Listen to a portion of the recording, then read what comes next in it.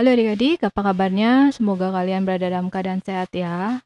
Nah, kali ini kita akan kita akan membahas materi yang bukan materi di sekolah ya, tapi masih ada hubungannya nih dengan kromosom, yakni penemu kromosom manusia yang berjumlah 23 pasang, orang Indonesia kah? Nah, kita lihat ya bersama-sama.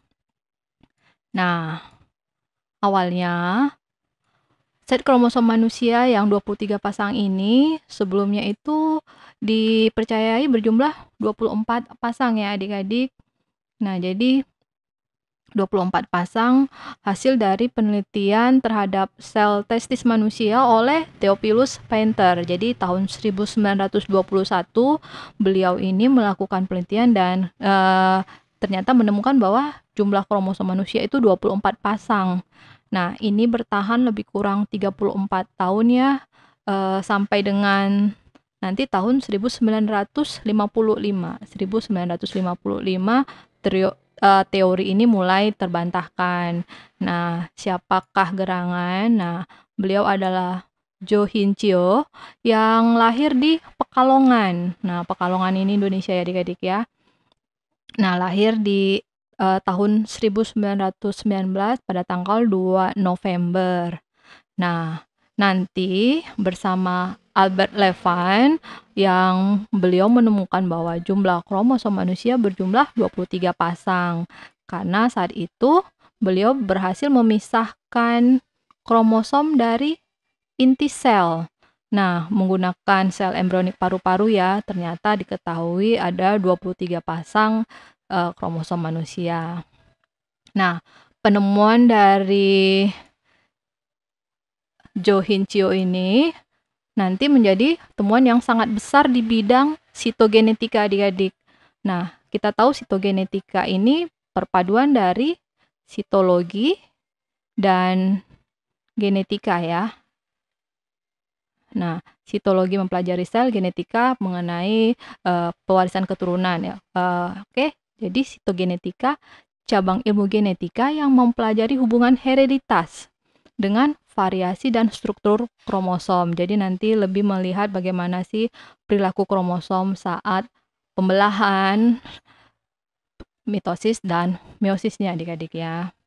Nah, selain tadi tahun 1955 menemukan set kromosom, jumlah kromosom sebanyak 23 pasang, ternyata ada lagi penemuan beliau tahun 1959. Nah, yang menemukan bahwa orang-orang yang dengan mengalami sindrom Down itu kromosomnya ternyata memiliki tambahan. Oke. Jadi kalau di sini ada gambarnya, biasanya di sini kan 20 set kromosomnya yang nomor 21 harusnya ada 2 adik-adik ya, karena kan semua kromosom homolog, sepasang-sepasang. Nah, ternyata orang yang mengalami sindrom Down itu, nah nomor 21 ada 3 mengalami trisomi. Nah, ini sangat membantu untuk selanjutnya bagaimana bisa menangani atau orang-orang yang memiliki sindrom Down ya, nah adik-adik. Nah, sekarang kita lihat dulu ya lebih dalam mengenai biografi Jo Hincio ya adik-adik. Tadi kita sudah tahu peranannya. Nah, sekarang kita lihat bagaimana sih biografinya. Nah, beliau ini sekolah di sekolah Hindia Belanda ya zaman dulu ya.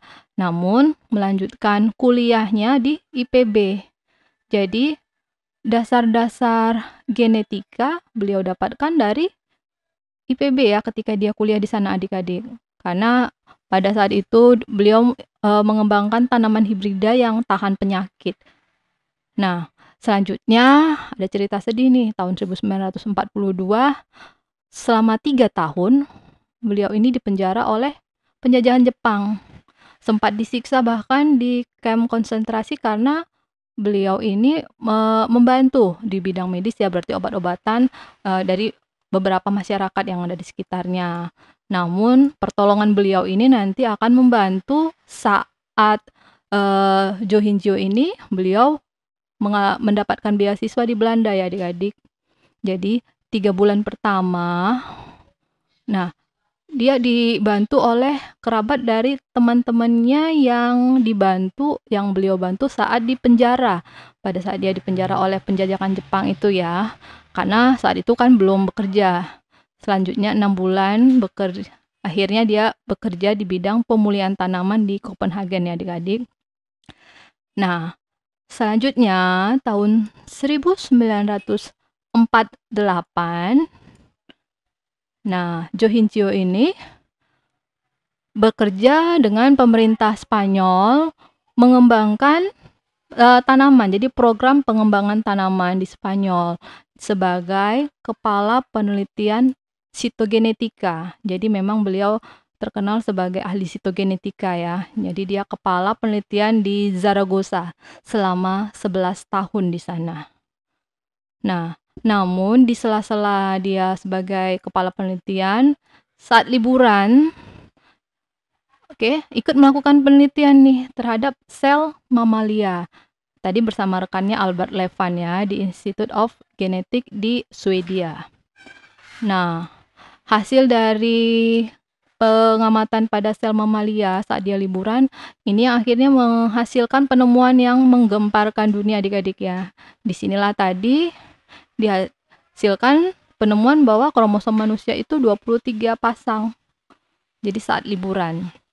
Nah, akhirnya tahun 1956 beliau ini pindah dan bekerja di Amerika.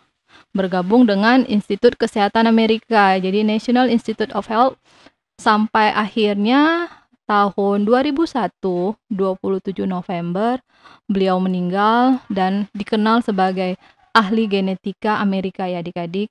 Memang agak sedikit disayangkan, beliau terkenal sebagai ahli genetikanya dari Amerika, bukan dari Indonesia ya. Nah, pesannya sih kita semua adik-adik juga bisa menjadi ahli di bidangnya masing-masing dan semoga tetap membawa nama Indonesia ya adik-adik.